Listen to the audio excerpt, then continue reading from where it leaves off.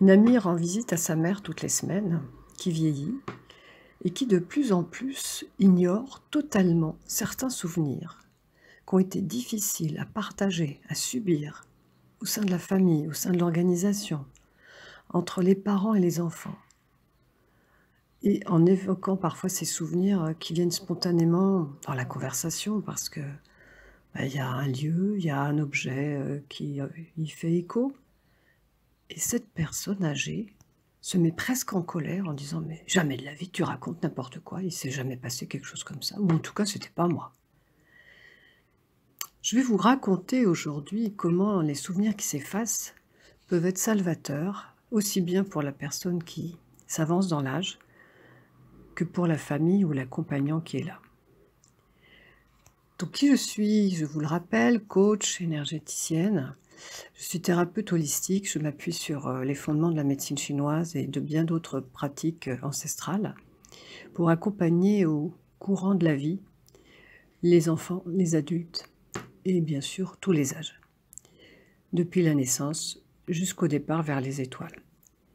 J'ai eu aussi dans mes missions, avant de m'installer en cabinet, de nombreuses interventions en EHPAD, aussi bien pour aider à construire le projet de vie, le projet d'établissement, et accompagner les équipes et les familles dans les résidents, depuis leur entrée jusqu'à leur départ à nouveau vers le ciel. Donc j'évoquais effectivement ces souvenirs qui s'effacent, que j'entends parfois aussi bien sûr en consultation d'accompagnement, et qui choquent ou qui dérangent la personne qui accompagne. Pour quelles raisons ça peut mettre en colère? Pour quelles raisons ça peut rendre triste? Eh bien, parfois on aime bien partager encore ce qui a été bon, ce qui a été agréable, ce qui a été merveilleux. Souvent, cela, ça reste dans la mémoire, mais ça peut quand même s'envoler. Et quant aux situations difficiles, tendues, voire insupportables, là il peut y avoir de la colère des deux côtés, puis de la tristesse. La colère, c'est parce qu'on n'a pas envie de reconnaître ou parce que ça a été trop douloureux et qu'on a envie enfin de déposer tout ça sur la table pour partager les culpabilités qui n'ont pas envie d'être entendues ni reçues. Et la tristesse, ça peut être aussi que comment je dois encore supporter ça? Ça ne pourra jamais être ni évoqué, ni pardonné, ni en tout cas décortiqué. Ça fait partie de l'acceptation, de la résilience, de ces miroirs de l'âge.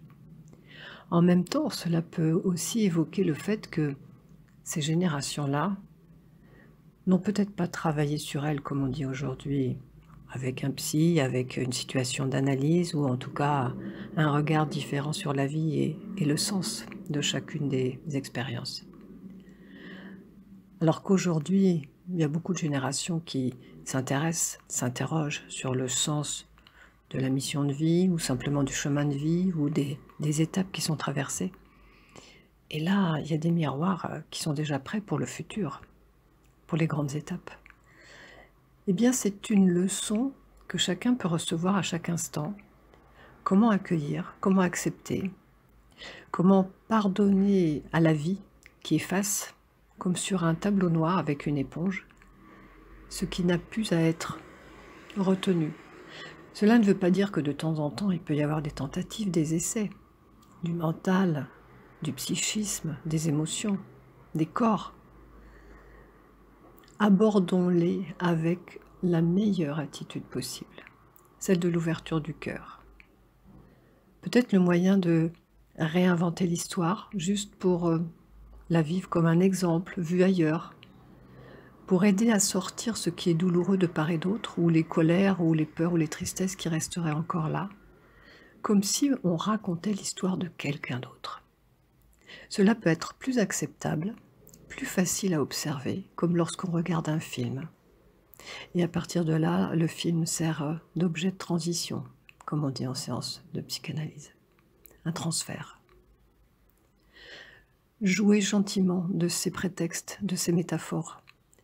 Elles aideront aussi bien la personne que vous accompagnez que vous-même.